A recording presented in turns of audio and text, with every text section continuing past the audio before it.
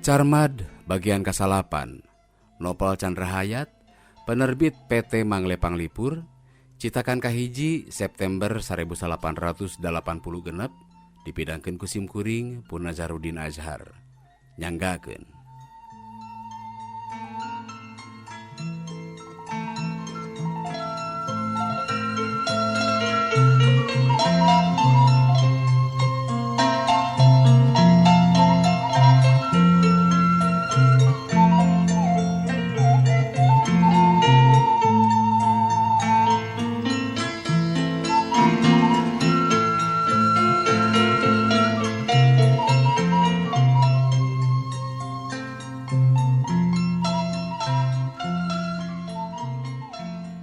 Isukna pukul genep geus kurunyung deui motor ngarawat Carmad di imahna. Baris dipariksa ku jaksa jadi saksi utama nu jadi korban tina perkara panipuan jeung penggelapan nu dijalankeun ku dua sakitan. Nyaeta mah Ape jeung tuan-tuan tea. Heuleut 10 poe putusan hakim. Ape dihukum penjara 10 bulan lantaran penggelapan. Tuan Celeupeng 14 bulan tina panipuan. Ari Carmad beak-beak diseuseul tina kabuka maksudna anu dolim. Ti barang ditangkap mimiti, nepi ka diputuskeun ku hakim, Carmad teu bisa lunta, sabab dicaritaan ku polisi ulah init-initan karena sawaktu-waktu sok dipanggil, atuh ngajiprak bae di imah. Iwal ti kacai jeung ka kandang domba nama. Carmad dirungrung kabingung, jeung hariwang tina sahanteuna ge nyang hareupan perkara. Kasutirah inget nama inget, tapi teu bisa jung. Turug-turug eueuh ti taheun, da jalma-jalma teh komo keur kitu, sieuneun ka babawa. Keur biasa ge tara aya nu datang, Carmad wuwuh bingung. Obing, Darma, Biasih, sararea sakur panyawahna Carmad tararangeun yen Carmad menang perkara. Kaharti pangna teu moal-moal datang ka Cikirai teh. Poe kadua tina tas diputus ma Ape, Carmad ka kaca piring, maksudna ka Nyi Oneng. Kasampak ngan aya mitohana sa anak bojona, nu geus nyaricingan imahna. Kamana atuh ari Nyi Oneng? Mana horeng, geus 5 poe inditna kana kapal udara ka Medan milu kalanceukna. Lantaran geus ngarasa bebas jadi rana ku narimana surat model DTA anu ku polisi dibikeun ka amil desana. Satampana eta, Nyi Oneng beberes indit nyingkahan bisi dirujuk jeung masrahkeun surat-surat perjanjian atawa segel imah gedongna katut sawahna anu nerangkeun yen mutlak dibikeun ka Nyi Oneng upama Carmad geus ragrag talak. Bakat ku teu puguh rarasaan mireungeuh kitu. Carmad teu ngomong. Manehna ramoh poe, laleuleus saluar awakna. Ras ka Nyi Oneng ka mana nyusulna. Ras kana eusina segel-segel. Kalawan malaweung pipikiranana, manehna init ka Nyi Iti nu dina ngeleng. Tapi kumaha ari jol kadinya? Kawas nu beunang badami jeung bapa Nyi Oneng. Bapa Nyi Iti mah bari ngalugas bedog nyaritana ka Carmad teh yen anakna geus eueuh. Init kabali milu ka adina nu jadi tentara sarta moal balik-balik deui. Imahna sapuratina teu beda ti cara nu geus dicaritakeun tadi. Da papada disegelan ku Carmad dibikeun ka Nyi Iti lamun manehna nyerahkeun. Nenyo bedog geus dilugas, Carmad gura-giru balik ka kademangan.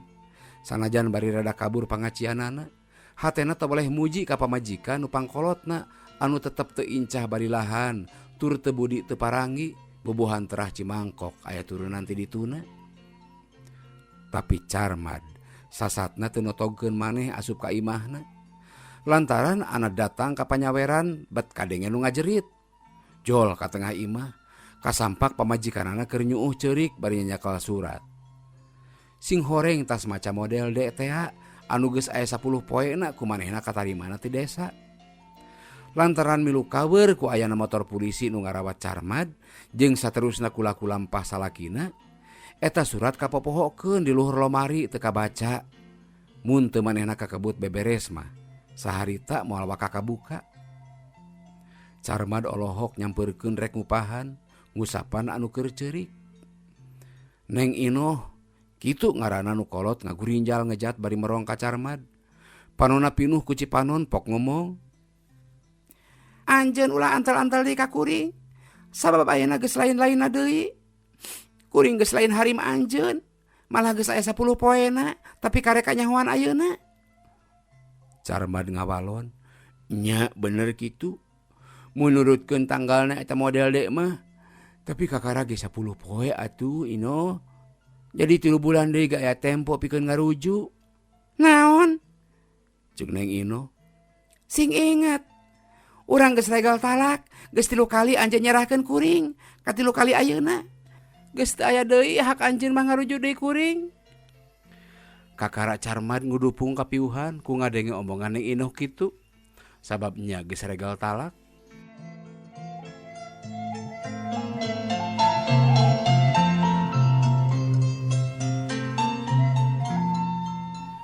Neng Ino nanyo Carmad ngalempreh pias siga tegetihan.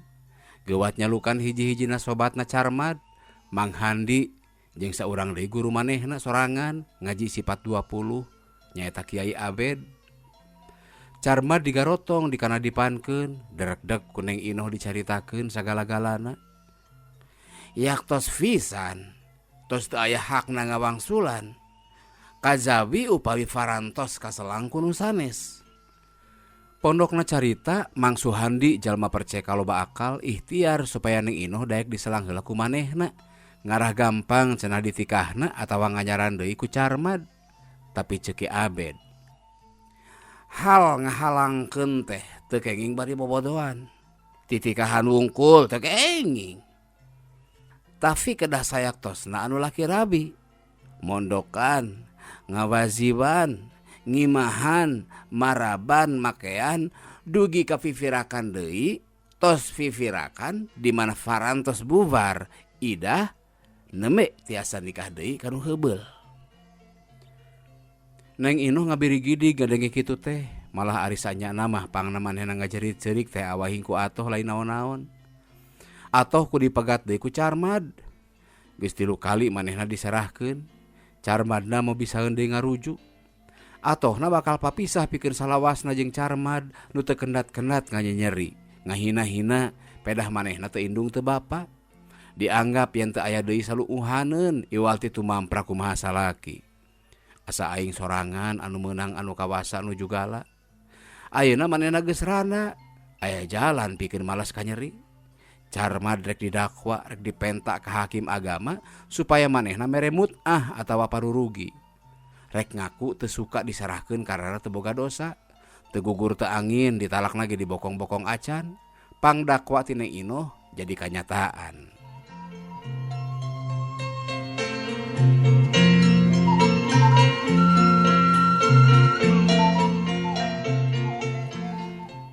Ka Carmad taya nu ngabela, malah pada mu puas, pada ngantep sanajan aya keneh belaaneunana. Carmad bisa keneh meunang, tapi taya saurang anu malire. Bongan tadina manehna taya pisan melak bibit kahadean, teu melak budi. Neng Ino menta imah nu dicicinganana, katut menta kebon jerukna, menta sawah nu dipipir imah. Carmad direntok jeung disisieunan ku dulur Neng Ino anu jadi tentara, taya majar kumaha. Buahna kitu jalma nu eueuh pisan amal jariahna, anu teu pisan neundeun hade, nu tara pisan ngaji rasa hate batur. Dina sakalina ti kunclung lain pada nulung anggur pada mentung, sakalina ti teulem pada nyimbeuhan. Carmad disingsieunnan diancam-ancam ku adina Neng Ino anu bungsu, nu pepeuleukeuk nyorendang karaben da tentara tea. Diabring-abring dibantuan ku babaturanana aya 10na. Gelut hayu perkara hayu, da didinya anu salah lamun kahayang lanceuk teu ditedunan. Carmad anu nincak disuwe, dek gelut, da puguh lain lawaneun, dek perkara da puguh gila ku kamari oge.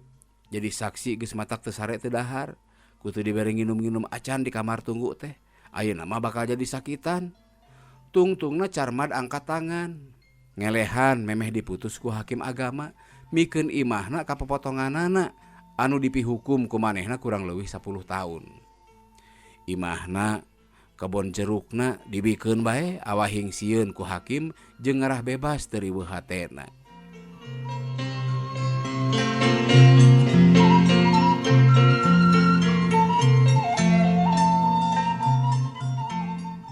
Carmad permisi nyokotan papakean jeung pangabogana barang lalaki nu aya di imahna. Geus kitu manehna megat oplet. Kabeneran aya oplet kosong manisa dua-dua. Oplet nu hiji pinuh ku barang-barang jeung papakeanana, ari hiji deui ku dombana teh anu ditungtun ku manehna sorangan. Carmad indit ti kademangan kadua dombana teh ka Ciborolong rek ngungsi ka imah ma ape nu narenjo milu karunyaeun.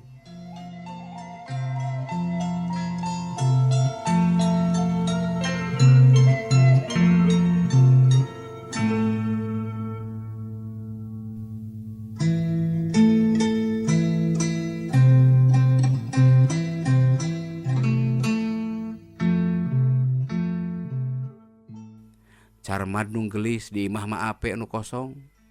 Mimiti manehna ngarasana langsa. Gedong 3 lapur, sawah nu laledok lapur, pamajikan nu dareno kabeh kabur. Manehna ngaringkuk di imah batur, taya nu ngalipur. Carmad sapeuting lewak-lewe nyusutan Cipanon.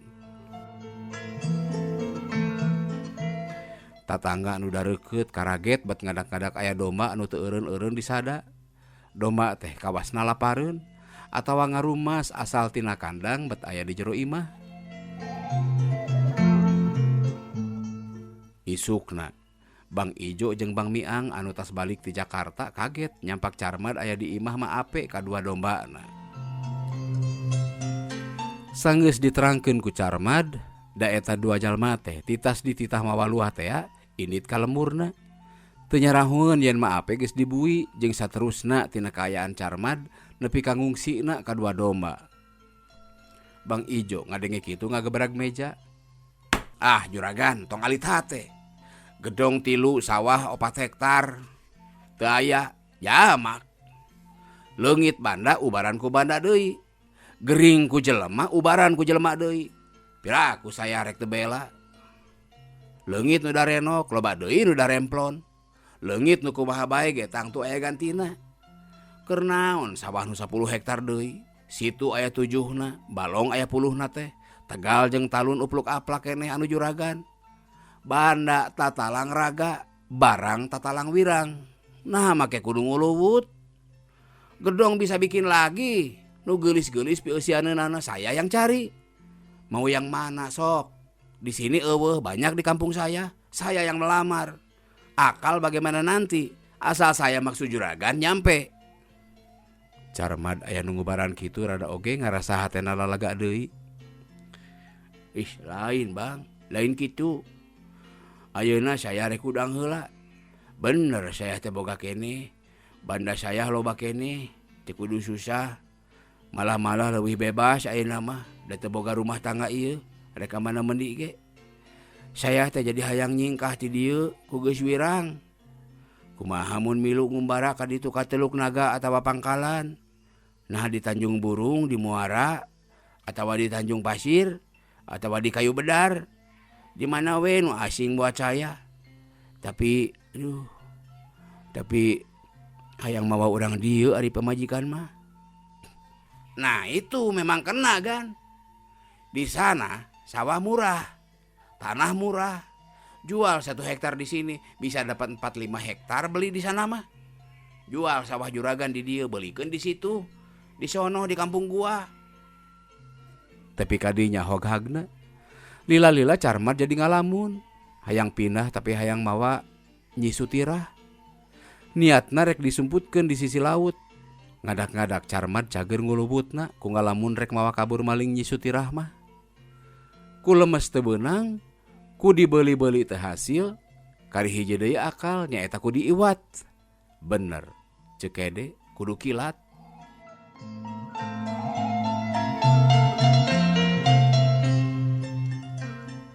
Gidig manehna katukangan gudang kayu ka hutanan pasir tangkil ka kede teh.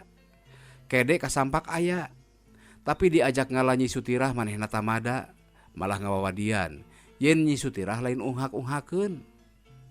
Kede teu sanggup lantaran ngalawan nu nyantri mah baladna jin wungkul, lain tandingeun urang cenah. Lamun baladna jelema deui mah manehna moal mundur salengka oge. Kede boga sangka atawa kapercayaan yen bi asih teh boga balad lelembut sabab tukang ngaji. Carmad molotot nyebut-nyebut hayam lamba ka kede, kumeok memeh dipacok. Kede keukeuh teu wani ari ngalawan jurig mah. Babakuna hina bae ongkoh kadong dora wani ge ngarogahal awewe. Lamun kitu aya nu nangtang ngajak dugal pada lalaki sarua jagona, kede daek ngalawan. Ieu mah nya awewe kolotnya santri. Carmad gagal ngolo kede. Tungtungna tamplok kapercayaanana ka Bang Ijo jeung Bang Miang. Pondokna carita saban poe Ijo jeung Miang ngintip-ngintip Nyi Sutirah. Tapi can hasil keneh bae lantaran Nyi Sutirah tara keluar. Boh sore sumawona peuting.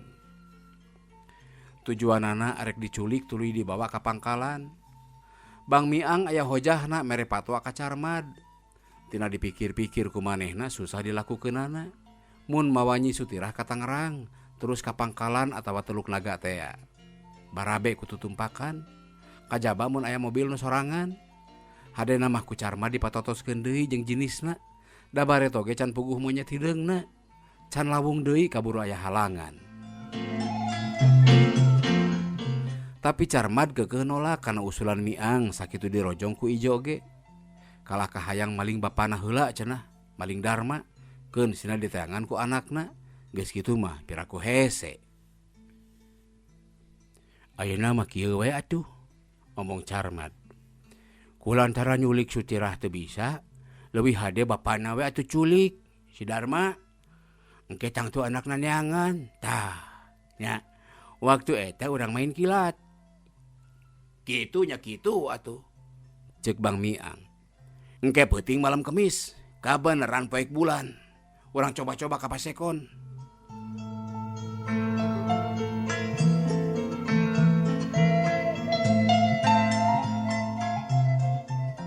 Kocap tabuh 2,5 peuting, Darma ngadenge nu pating gerendeng. Tetela, aya jelema arek ka imahna.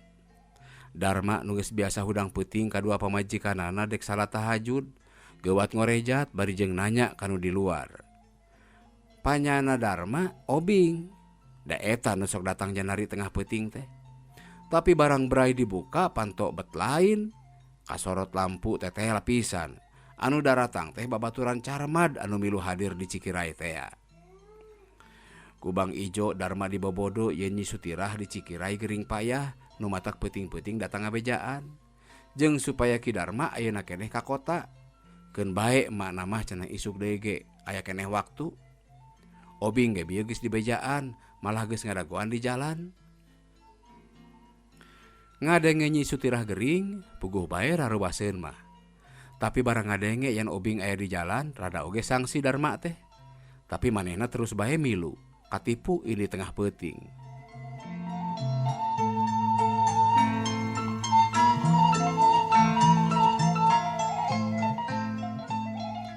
Isuk-isuk tabuh 6:30 Biruk Minah biang Nyi Sutirah geus datang ka Cikirai. Guyur nu lain caritakeun deui, sanggeusna tetela yen Darma eueuh di Biasih. Majar cenah Nyi Sutirah gering payah teh kasampak geus saged rek indit ka sakola keur sasarap keneh. Jeung Udin, Uci, adi-adina Sutirah ngariung maingna. Kuruk Minah diterangkeun yen tadi peuting aya nu nyusulan salakina. Jelema anu milu hadir waktu poe Minggu basa Carmad nanyaan tea. Omongna si Nyai gering payah. Teu diengkekeun deui ku parigelna Sutirah. Uci adina dijurung ka kapala sakola mawa surat nada permisi teu ngajar aya halangan. Udin dititah nyusulan ake obing anu tadi subuh-subuh geus ka sawah. Nyi Sutirah dius ka kantor polisi laporan. Manehna nyangka yen ieu teh pagawean Carmad lantaran anu datangna jelema-jelemana Carmad. Bumbuhan polisi aktif loba taktik jeung parigel. 3 motor geus nyemprung mawa tugas ka imahna Carmad anu 3. Lantaran teu aya nu terang keur di mana Carmad kilirna. Nyi Sutirah ge teu eleh nyaring pikirna ku ngabejaan bisi Carmad aya di Cibolorong. Tina hawar-hawar aya beja yen Carmad sok mondok moek di indung-indunganana di Maape. Belenyeng atuh hiji jeep dieusi hamba-hamba polisi.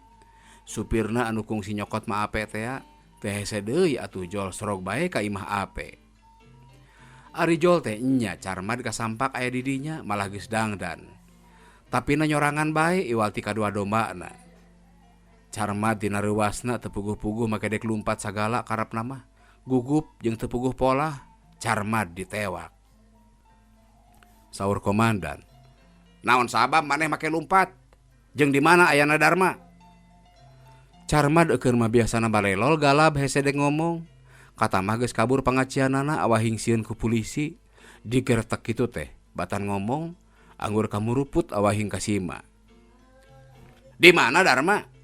saur komandan polisi teh, pikagilaeun bari diasongan pistol. Carmad beuki kasima, lain ngomong tapi molongo jeung siga nu molototan. "Rante, bawa ka kantor ayeuna keneh tuluy berok. Bapak papag deui ka dieu," saur komandan ka pambantuna. Jeep indit mawa Carmad meunang ngabangkol. Komandan tuluy papariksa ka tatangga-tatangga didinya. Katerangan yen Carmad karek poe kamari ayana didinya katut dombana. Sarta kamari beurangna geus didatangan ku dua sobatna, Bang Ijo jeung Bang Miang, nu geus teu bireuk deui keur urang dinya mah ku komandan geus dicatet.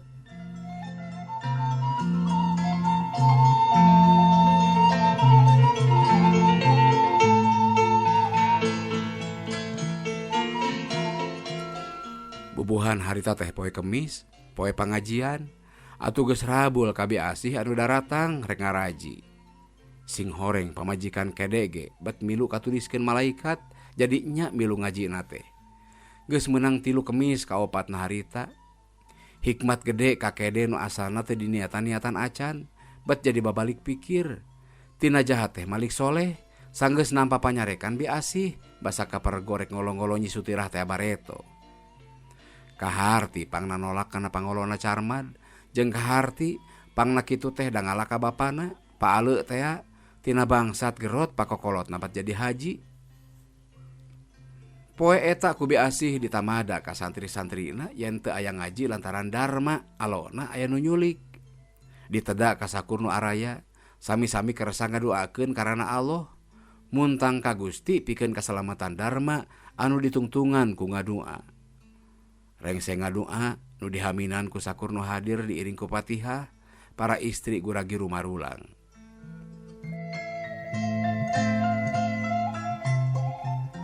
Pamajikan kede ge nya kitu malah tuluy pupulih ka salakina. Kede di bejaan kitu geus teg bae hatena.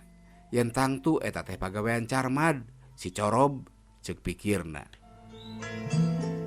Lantaran aing teu daek maling Nyi Sutirah saperti nu geus-geus ka Nyi Oneng jeung ka Nyi Iti. Ayeuna bapana nu diculik.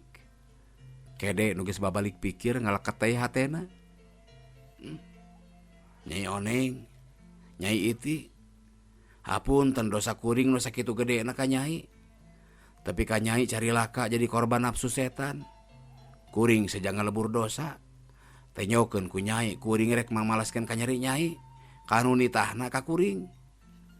Geus mikir kitu, kede bebeja ka pamajikanana arek ka Cikirai, arek nulungan ibu guru. Kitu nyebutna ka bi asih sapeda ngaguruan pamajikanana. Leos manehna indit.